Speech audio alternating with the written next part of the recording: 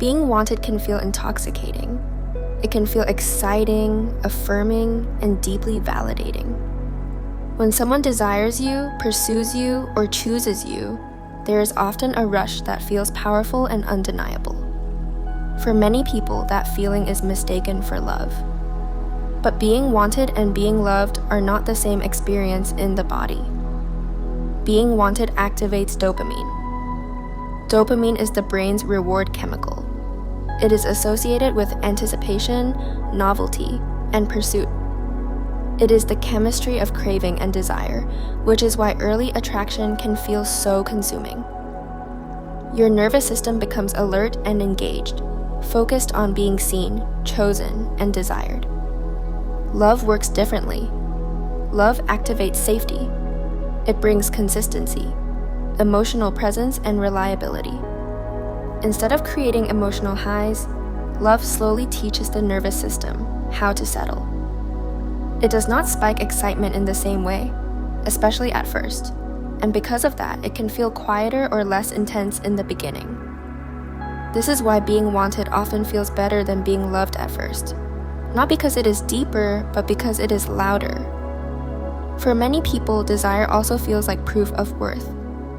When someone wants you, it can feel like confirmation that you are attractive, valuable, or enough. That validation can temporarily quiet insecurity or self-doubt. Being wanted feels like winning something, like being chosen. This is especially true for people who grew up with conditional or inconsistent love. When love had to be earned, desire becomes a substitute for safety. The nervous system learns to associate being wanted with being okay.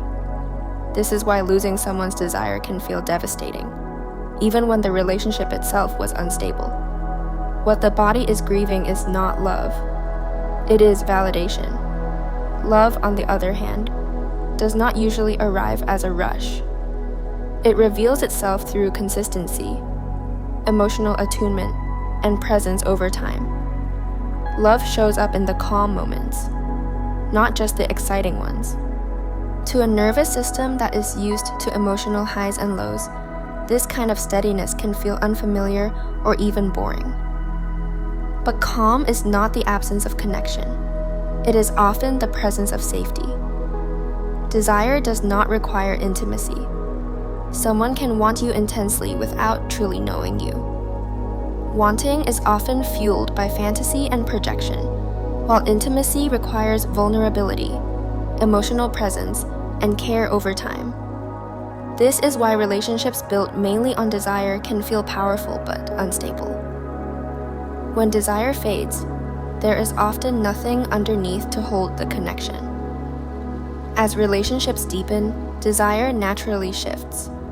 It does not disappear, but it softens. The nervous system moves from activation into regulation. For some people, this shift feels disorienting. It can feel like something is missing, when in reality something is settling.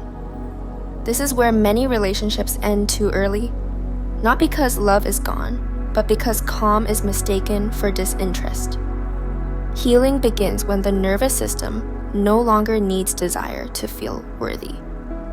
When validation is no longer the primary source of safety, love begins to feel more satisfying than being chased.